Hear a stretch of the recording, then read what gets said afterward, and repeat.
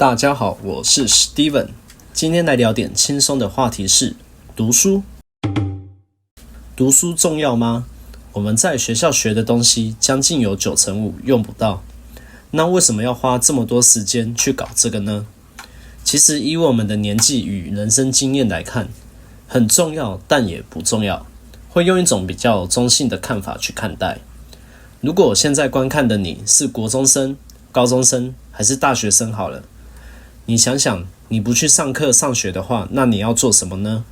三角函数、化学、历史、民法，你出社会后基本上用不到，也一定都会忘掉，会觉得坐在教室里面的我很浪费生命在课堂上，还不如把精力拿去追校花比较实际。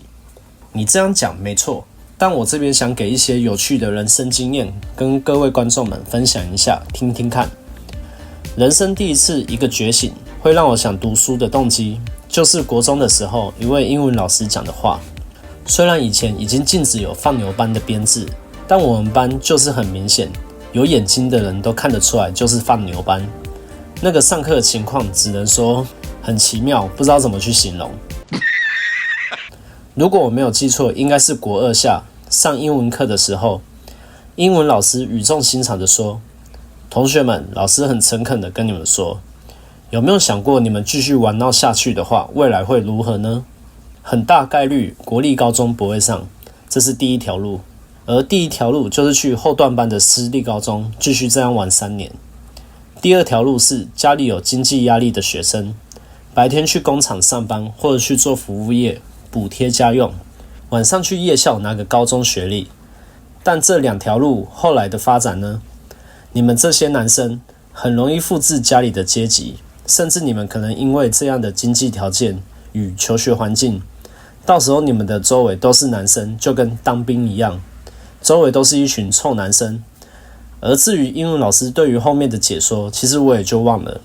我还记得当时我还在趴着睡觉，迷迷糊糊，但我听到周围都是臭男生这句话的时候，原本我还在昏睡，瞬间一个惊醒，内心想不行，竟然没有半个女生，还是读一下书好了。所以一个放牛班的人，最后1年真的有捡到一个县立高中，但说实话，跟那一些真的很会读书聪明的人比较起来，还是很烂。好，回归正题，如果以放长远来看，读书的过程其实就是一个能力筛选与自我探索的一个过程。不然请问那些顶尖学子，假日都在图书馆拼建中、北一女，是智障吗？既然全球都在拼命玩这一套游戏规则，你何德何能，有什么理由拒绝呢？所以当你到了一个强者文化的环境，你就会认识到了许多牛逼的人，而这些人在读书的机缘下认识了彼此，所以很有可能这些人未来是你的伴侣、合伙人，一生重要的挚友，或者是说未来在职场上可以拉你一把的人。而且出社会后，很多的工作都会有最低学历要求，撇除技术过人的专业职缺外，普罗大众比较好的工作，或者是大企业的要求，光是一个大学学历就刷掉一堆人。对于企业的角度来说，一个好的人才不就是台清交成，要不就海归回来的。如果没有这些条件，比较高薪的工作，有国家背景的单位，甚至都会要求硕士学历以上。所以市场上的好缺，你连一个基本的敲门砖都没有，基本上也不用忘了。你自己想想，假如有2份履历摆在你面前，一个是台大学历，一个是后段班的大学，你逻辑上会选哪一个呢？这个很现实，换作是你也会选台大的。而另一个探索的过程是什么呢？就是指我们人类有一个需求的时候，会把它制造出来。假如我是一个猎人，今天打猎来的兔肉需要一个放食物的平台，一个平面，因为放在地上会脏掉，所以这个时候就会要有一个桌子这一个概念，把它制造出来，就把猎来的兔肉放上去。因为有了一个需求，才把桌子给制造出来。但我们人类却不一样，人被生出来了，有什么需求呢？若以劳动力的话，早期农业时代要的是耕耘的人力，换作现代就是社畜，需要一个朝9晚5的人矿，去维持这个社会的运行而存在。但如果换个位置去想呢？你究竟是为了什么而活？说实话，不知道也不确定。想法、目标、念头是会随着年龄层而去变化的，每个人生阶段的念头都不一样。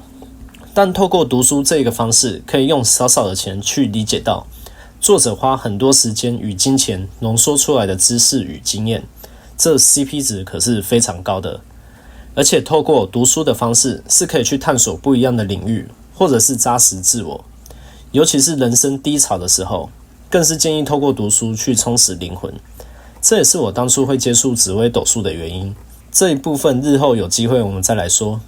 当然有一派就会说，读万卷书不如行万里路，这是一种，但前提是家里有矿，而且你的经济许可，那就可以去尝试，这是一个大前提。